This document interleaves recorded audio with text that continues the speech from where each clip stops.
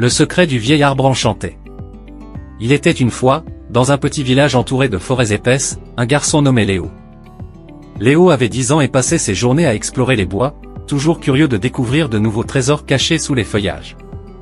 Mais ce qu'il aimait par-dessus tout, c'était un vieil arbre au cœur de la forêt, si grand et imposant qu'il semblait toucher les nuages. Cet arbre n'était pas comme les autres. Il avait un tronc immense et des racines qui sortaient de terre comme des griffes géantes. Ses branches étaient couvertes de feuilles dorées qui brillaient même en pleine nuit. Mais ce qui le rendait vraiment spécial, c'était une porte, creusée dans son tronc, si bien cachée que seuls ceux qui savaient où regarder pouvaient la voir. Un jour, alors que le soleil commençait à se coucher, Léo se retrouva devant cet arbre. Ses amis lui avaient souvent raconté des histoires à propos de cette porte mystérieuse. On disait qu'elle menait à un monde magique, où des créatures fantastiques vivaient et où des trésors inestimables étaient cachés. Personne, cependant, n'avait jamais osé entrer. Mais Léo, lui, était bien plus audacieux. Il s'approcha de la porte, et sans hésiter, la poussa doucement. À sa grande surprise, elle s'ouvrit avec un grincement léger. Derrière la porte se trouvait un escalier en spirale qui descendait profondément sous terre. Une lumière douce, d'une couleur bleu pâle, éclairait chaque marche. Avec un mélange d'excitation et d'appréhension, Léo commença à descendre. Plus il s'enfonçait dans le sol, plus la lumière devenait intense. Finalement, il arriva dans une grande caverne, où des stalactites brillantes pendaient du plafond comme des diamants. Au centre de la caverne se trouvait un lac d'eau cristalline, et sur les bords du lac, des créatures fascinantes dansaient. Elles étaient petites, à peine plus grandes que des fées, avec des ailes translucides et des visages souriants. Elles volaient en cercle autour d'une fleur géante qui flottait au-dessus de l'eau. Cette fleur était d'un bleu profond, presque magique, et Léo sentit qu'elle était spéciale, comme si elle renfermait un grand pouvoir. Alors qu'il observait en silence, une voix douce résonna derrière lui.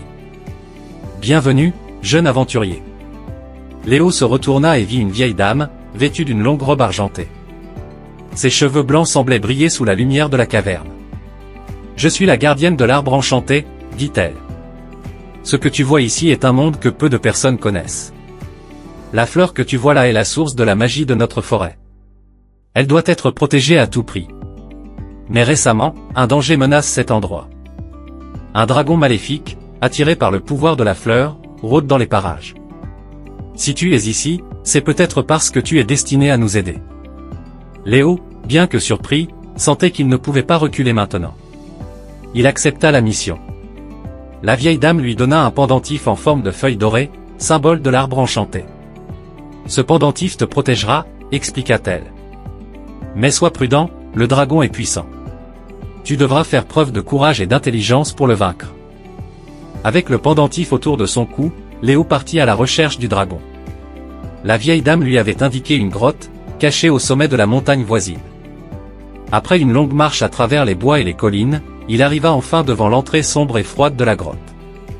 À l'intérieur, il trouva le dragon endormi, son immense corps couvert d'écailles noires scintillantes. Il tenait la fleur magique entre ses griffes, absorbant son énergie.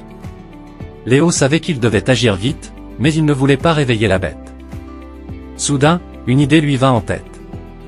Il sortit le pendentif de sous sa chemise et le pointa vers le dragon. Le pendentif commença à briller intensément, et à ce moment-là, le dragon ouvrit les yeux. Mais au lieu de se battre, il sembla apaisé par la lumière. Ses écailles sombres devinrent peu à peu translucides, et il libéra la fleur de son emprise. Le dragon, apaisé et redevenu doux, se pencha vers Léo. « Merci, jeune héros, dit-il. J'étais aveuglé par la puissance de la fleur, mais ta lumière m'a guéri. » Le dragon, redevenu protecteur de la caverne, rendit la fleur à la vieille dame et promit de veiller sur elle pour toujours. Léo, lui, retourna chez lui, un sourire aux lèvres, sachant qu'il avait sauvé la magie de la forêt. Et depuis ce jour, l'arbre enchanté continua de veiller silencieusement sur le village, gardant en lui le secret de ce monde merveilleux. Si vous voulez des livres sur l'intelligence artificielle et génération des voix, tous les liens dans la description. Abonnez-vous, aimez et partagez. Pour ne rien rater de nos prochaines publications, activez la cloche de notification.